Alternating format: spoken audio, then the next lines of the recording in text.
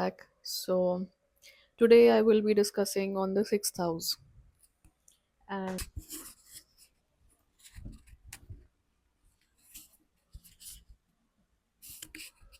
hello and welcome back. So today I will be discussing on the sixth house. And so the sixth house is the house of daily routines. Anything that you do on a daily basis comes under the sixth house. Can even be at the same time. So routine is the theme for the sixth house. It is the house of overcoming uh,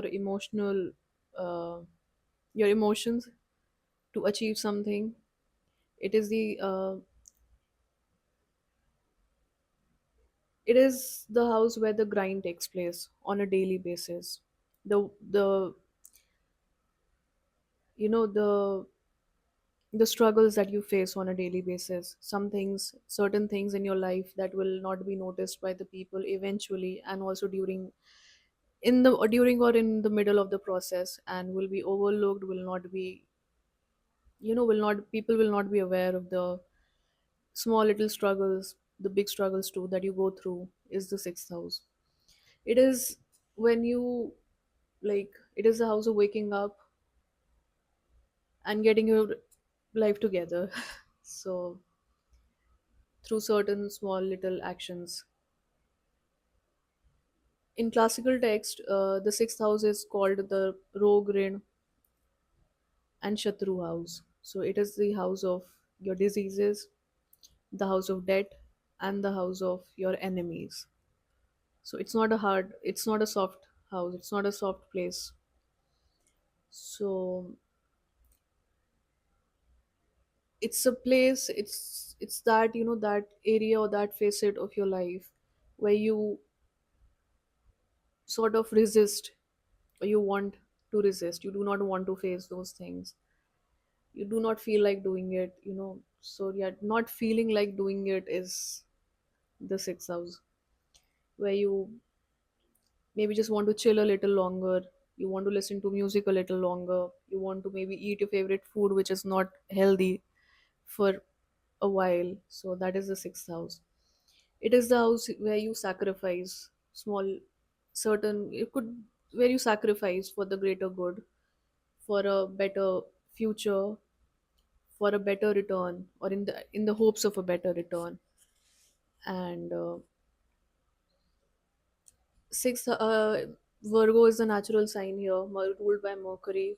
Mercury is the only planet that gets exalted in its own sign, and that says a lot about this house. So Mercury is like, it's not wanting to go to any other place, and rather be in its own house, in its own comfort, and function the way a Mercury would want to,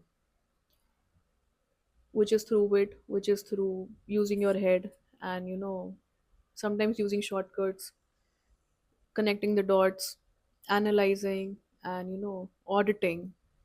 It's also the house of audit. So a good auditor can be made out of a sixth house.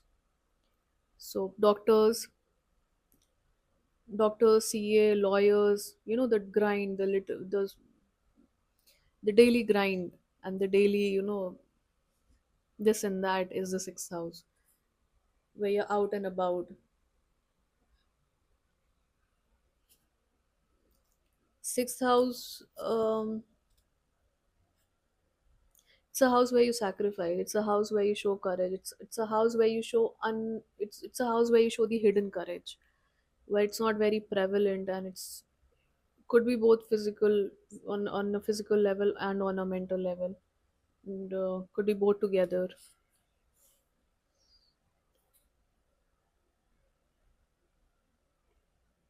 It's where you serve your society, where you serve maybe your family first, where you serve your house first, where you do the cleaning in the house, and then when you go out, you serve the neighborhood, you serve the society, you serve the people, you serve your family, you serve your extended family. That is the sixth house service. And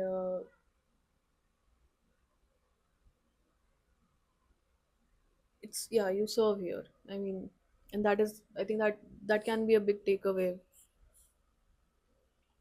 So service is the theme of this house, and that is why doctors and lawyers and like CAs is seen through the sixth house. A prominent sixth house is going to give you like certain ability to sort of dissect and to discern and then to solve the problem. So malefics do really well here again, given that you control your anger and you control your temper here, because then it also gives you temper issues, especially Mars in the sixth house. Mars in the sixth house is really nice when you have like actual situations where you have to show courage and where you have to fight, but then that, if not kept in check, will give you problems with your close ones maybe, or with your own, within your health issues may also arise. So Venus gets debilitated house-wise in the sixth house and sign-wise in the sign of Virgo. Venus is a soft planet. Venus is a very giving planet. Venus is a soft planet, let's say. And when I say soft, not in the sense that it's like bubbly, soft, and cozy. It's a soft planet that it needs a softer environment to function for the higher purpose and to to build its own characteristics. So Venus likes diplomacy. Venus likes maintaining relationships, and even sometimes at the cost of oneself. So Venus is not comfortable here, even though if it's not comfortable here in a generic sense. Venus here will give issues in relationships, and if it's and to the wife. But if you master it, it can like, and if you understand how Venus functions and you understand the energy of the horoscope, it can be uh, a great opportunity to be of service, and then to be at content, and to sort of pay your debts, so you may feel much more lighter later on. So it is the house of debts, not necessarily in the form of money, in the form of currency that we use, could be in any form, could be in a form of a person, could be in a form of some, maybe some job or some action that you have to take on a daily basis, could also be a debt. Anyway, we all are in debt somehow. So it is the house of debt, it is the house of service, it is the house of your diseases, it is the house of short term diseases usually. And so the debts and the diseases and the enemies here, which is represented, which can be seen by the sixth house, are all visible to you. It is visible to the lagna, it is visible to the self. So the diseases, so it will be visible, it will be known to you, and therefore the cure becomes much more probable and much more convenient to um, have. So given that you stay consistent here, and yes, consistency is the theme or the antidote to this house. uh, Malefics do really nice in the sixth house, Sun, Mars, and Rahu really nice here. It is the house of professionally, if you want to see, it's the house you can, the native can be in law if it's a very prominent house. Wherever sixth lord goes, wherever, that is the area of life where you have to keep your head down and work, and you cannot let your ego come in the way objectively. And you cannot be, you cannot, you have to be of service there. And it gives you an opportunity to realize the certain patterns that you've carried on from your past lives, to overcome those, and then to to sort of release those debts. So this is a good thing of the sixth house, and sixth lord, and the planet sitting in the sixth house. Take all into consideration and be of service to that particular, let's say, energy, or to that facet in your life.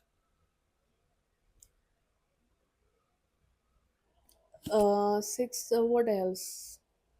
Venus gets debilitated here. Sixth house, what else? It is also the house of your maternal aunts and uncles. So your maternal side can be seen through the sixth house. A good, nice, if a good, nice sixth house will give you good relations with them. Uh, Sixth house is also the house. It becomes the fifth from the second house. So the resources and the values that you sort of bring in on from your lineage, and the ones that you learn will becomes sort of a future for you in and through the sixth house. So whatever you learn or whatever values you get from your family, from your grandparents, from your parents, your siblings, your whole kul, that is reflected in the sixth house. That can be seen through the sixth house in how you function daily, and when as the saying goes, when no one's watching you.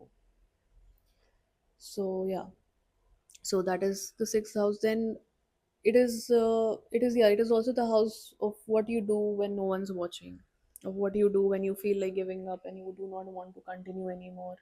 Could be a could be a job, could be anything, could be working out, could be doing that one thing that requires consistency, and the results will not be cannot be seen overnight. So that is the sixth house. Mm, Small little fights is also seen through the sixth house. Small little arguments that you may have on a daily basis in your workplace. An affliction will give you a lot more of it, but yeah, and how you deal with those things is the sixth house. So sometimes you also need a little bit of diplomacy here to function well, especially in today's age and time. You do need it. So that is what else? Sixth, maternal aunts and uncles. So yeah, 10th house is the fifth from the sixth, which is again an interesting position. So this is the earth trikon, the Hindi earth trikon, the material manifestations of your life, of the soul, is 2, 6, and the 10th. 10th house is the last earth trikon. 10th house is the fifth from the sixth house. So the future also of your karmas, the consequences and the results and the recognition and the image, not the image but the recognition and the position that you are going to have in your society, in the world, something that is visible to the world both physically and mentally, is determined by the sixth house and the actions that you take through the sixth house. So what you do on a daily basis, the the efforts you put in on a daily basis will be reflected in the 10th house, in the overall, in the cumulative work and the karma that we say is will be reflected in the 10th house. So that is how, yeah, so that is the 10th house. It's an earth, it's an upachya house, it's the second upachya house. The first one is the third. Sixth becomes the fourth from the third house. Yeah, fourth from the third house. So the content that you're going to feel, and the inner happiness and the satisfaction that you're going to feel after accomplishing a task over a long period of time, is here. It's the sixth house. Yeah, and directly is opposite to the sixth house is the 12th house, and that is the house of your sleep. That is the house where your mind, your active mind goes off, and you go into the sleep realm and the dream realm. So that is the direct connection here.